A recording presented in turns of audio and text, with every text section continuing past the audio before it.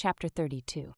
Elizabeth was sitting by herself the next morning, and writing to Jane while Mrs. Collins and Maria were gone on business into the village, when she was startled by a ring at the door, the certain signal of a visitor.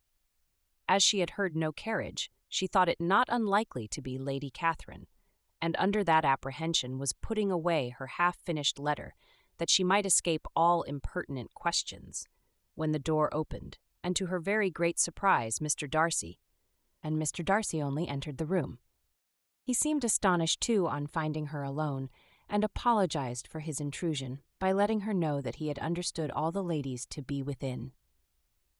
They then sat down, and when her inquiries after Rosings were made, seemed in danger of sinking into total silence. It was absolutely necessary, therefore, to think of something, and in this emergency, recollecting when she had seen him last in Hertfordshire, and feeling curious to know what he would say on the subject of their hasty departure, she observed, "How very suddenly you all quitted Netherfield last November, Mr. Darcy. It must have been a most agreeable surprise to Mr. Bingley to see you all after him so soon, for, if I recollect right, he went but the day before. He and his sisters were well, I hope, when you left London?" "Perfectly so, I thank you." She found that she was to receive no other answer, and after a short pause, "I think I have understood that Mr. Bingley has not much idea of ever returning to Netherfield again." "I have never heard him say so, but it is probable that he may spend very little of his time there in future. He has many friends, and he is at a time of life when friends and engagements are continually increasing. If he means to be but little at Netherfield, it would be better for the neighborhood that he should give up the place entirely, for then we might possibly get a settled family there. But perhaps Mr. Bingley did not take the house so much for the convenience of the neighborhood as for his own, and we must expect him to keep or quit it on the same principle." "I should not be surprised," said Darcy, "if he were to give it up as soon as any eligible purchase offers." Elizabeth made no answer. She was afraid of talking longer of his friend, and having nothing else to say, was now determined to leave the trouble of finding a subject to him. He took the hint, and soon began with, "This seems a very comfortable house. Lady Catherine, I believe, did a great deal to it when Mr. Collins first came to Hunsford." "I believe she did, and I am sure she could not have bestowed her kindness on a more grateful object." "Mr. Collins appears very fortunate in his choice of a wife." "Yes, indeed. His friends may well rejoice in his having met with one of the very few sensible women who would have accepted him, or have made him happy if they had. My friend has an excellent understanding, though I am not certain that I consider her marrying Mr. Collins as the wisest thing she ever did.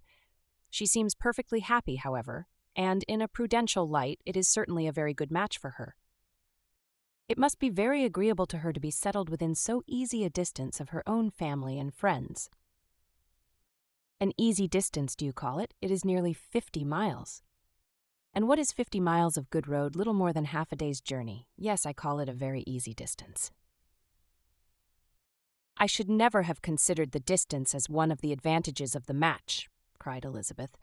"I should never have said Mrs. Collins was settled near her family." "It is a proof of your own attachment to Hertfordshire. Anything beyond the very neighborhood of Longbourn, I suppose, would appear far." As he spoke, there was a sort of smile which Elizabeth fancied she understood. He must be supposing her to be thinking of Jane and Netherfield, and she blushed as she answered, "I do not mean to say that a woman may not be settled too near her family. The far and the near must be relative, and depend on many varying circumstances. Where there is fortune to make the expense of traveling unimportant, distance becomes no evil. But that is not the case here. Mr. and Mrs. Collins have a comfortable income, but not such a one as will allow of frequent journeys, and I am persuaded my friend would not call herself near her family under less than half the present distance." Mr. Darcy drew his chair a little towards her and said, "You cannot have a right to such very strong local attachment. You cannot have been always at Longbourn." Elizabeth looked surprised. The gentleman experienced some change of feeling. He drew back his chair, took a newspaper from the table, and glancing over it, said, in a colder voice, Are you pleased with Kent? A short dialogue on the subject of the country ensued, on either side calm and concise, and soon put an end to by the entrance of Charlotte and her sister, just returned from their walk. The tête-à-tête surprised them. Mr. Darcy related the mistake which had occasioned his intruding on Miss Bennet, and after sitting a few minutes longer, without saying much to anybody, went away. "What can be the meaning of this?" said Charlotte as soon as he was gone. "My dear Eliza, he must be in love with you, or he would never have called on us in this familiar way." But when Elizabeth told of his silence, it did not seem very likely, even to Charlotte's wishes, to be the case, and after various conjectures, they could at last only suppose his visit to proceed from the difficulty of finding anything to do, which was the more probable from the time of year. All field sports were over. Within doors there was Lady Catherine, books, and a billiard table, but gentlemen cannot be always within doors. And in the nearness of the parsonage, or the pleasantness of the walk to it, or of the people who lived in it, the two cousins found a temptation from this period of walking thither almost every day. They called at various times of the morning, sometimes separately, sometimes together, and now and then accompanied by their aunt. It was plain to them all that Colonel Fitzwilliam came because he had pleasure in their society, a persuasion which of course recommended him still more, and Elizabeth was reminded by her own satisfaction in being with him, as well as by his evident admiration of her former favourite, George Wickham, and though, in comparing them, she saw there was less captivating softness in Colonel Fitzwilliam's manners, she believed he might have the best informed mind. But why Mr. Darcy came so often to the parsonage it was more difficult to understand. It could not be for society, as he frequently sat there 10 minutes together without opening his lips, and when he did speak it seemed the effect of necessity rather than of choice, a sacrifice to propriety, not a pleasure to himself. He seldom appeared really animated. Mrs. Collins knew not what to make of him. Colonel Fitzwilliam's occasionally laughing at his stupidity proved that he was generally different, which her own knowledge of him could not have told her, and as she would have liked to believe this change the effect of love, and the object of that love her friend Eliza, she set herself seriously to work to find it out.